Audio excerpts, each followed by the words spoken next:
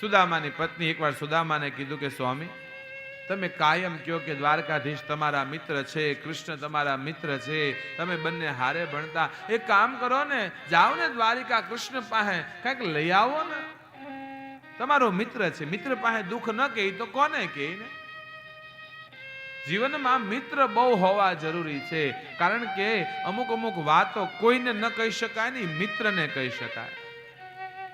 મિત્ર તો એવો હોવો જોઈએ જે વગર કહીએ તમારા મન ઉપર, તમારા ચહેરા ઉપર નજર કરે ને ઓળખી જાય આને કંઈક તકલીફ છે. તાળી મિત્ર 100 મળે, શેરી મિત્ર 1000, પણ જામે સુખ દુઃખ વામે વો લાખન મેં. તમારો આમ ચહેરો જોઈને મિત્ર ઓળખી જાવો જોઈએ કે આને કંઈક તકલીફ છે.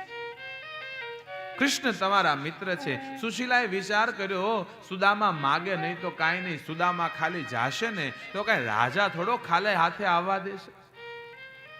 સોનાની નગરીનો રાજા છે કૃષ્ણ.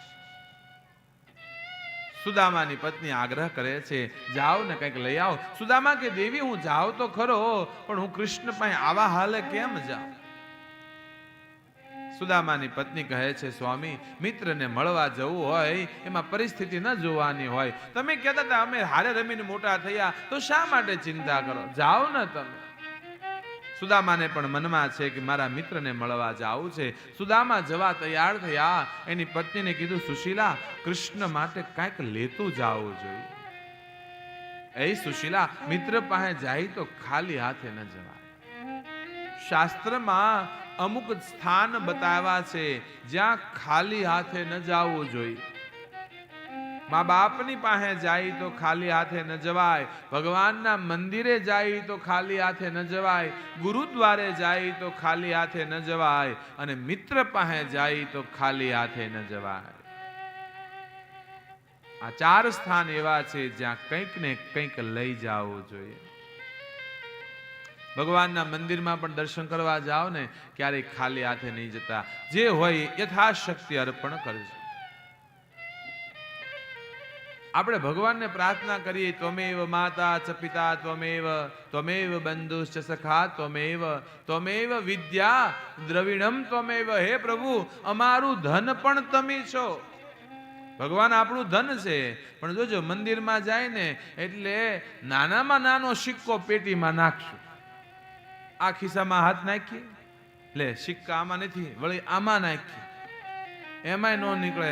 આજુબાજુ જોઈ કોકને પૂછીએ કે ભાઈ છૂટા છે, અને ન મળે ને જેથી 10ની નોટ નાખવાની થાય તેથી આખો દી તો હોરવે નહીં આપણને. જો ભગવાન જ ધન હોય તો જે હોય સમર્પિત કરવું જોઈએ. હું ને તમે કહી છીએ પણ વ્યવહારમાં નથી ને, એટલે પ્રાપ્તિ થતી નથી. વ્યવહારમાં નથી ને આપણા. મિત્ર પાસે જાવું છે, સુશીલા, કંઈક લઈ જાવું જોઈએ. સુશીલાએ કહેવાય આજુબાજુના 4-5 ઘરે ગઈ છે અને 3 મુઠ્ઠી તાંદુલ મળ્યા છે. એ તાંદુલને એક કપડું મળ્યું છે ફાટલું તૂટલું, 4-5 વડું કર્યું, એમાં 3 મુઠ્ઠી તાંદુલ મૂક્યા છે. એની પોટલી બાંધી અને સુદામાને કીધું કે લ્યો સ્વામી લઈ જાઓ. સુદામાએ તાંદુલની પોટલી લીધી છે. લાકડીના ટેકે ટેકે કહેવાય સુદામા નીકળ્યા છે. હાથમાં લાકડી છે, બીજા હાથની બગલમાં એમ કહેવાય તાંદુલની પોટલી છે. ફાટલે તૂટલી એક ધોતી પહેરી છે, ન પગમાં પગરખા છે, ન શરીર ઢાંકવા બીજું કપડું છે, ન માથે કહેવાય પાઘડી છે. સુદામા નીકળ્યો પોરબંદર થી દ્વારિકા જવા. એવું લાગે જાણે મૂર્તિમંત ગરીબાઈ નીકળ્યો હોય. ગરીબાઈની કોઈ વ્યાખ્યા કરવી હોય તો સુદામાને જોઈ લો. બસ સુદામાજી હાલો જાય. મનમાં છે મારો કૃષ્ણને મળી છે, લાલાને મળી છે. નાના નાના હતા, સાંદીપની ઋષિને ત્યાં ભણતા, અને ત્યાં જે ગુરુના આશ્રમમાં જે આનંદ કરતા, એક વાતનું ચિંતન કરે જાય છે. હૈયામાં હરખ છે, મનમાં એક બાજુ દુઃખ પણ છે. લાલો મને ઓળખશે કે નહીં ઓળખે? થોડો મોટો રાજા છે, મને ઓળખશે કે નહીં ઓળખે? સુદામાજી કહેવાય છે લાલાને મળવા અધીરા થઈ અને દ્વારિકા નગરી તરફ જાય છે. સુદામા એક રગલા ભરતા જાય, પગમાં કાંટા વાગે, કંકણ વાગે, લોહી નીકળે છે, પણ હૈયામાં હરખ છે મિત્રને મળવાનો, લાલાને મળવાનો. સુદામા નીકળ્યા છે.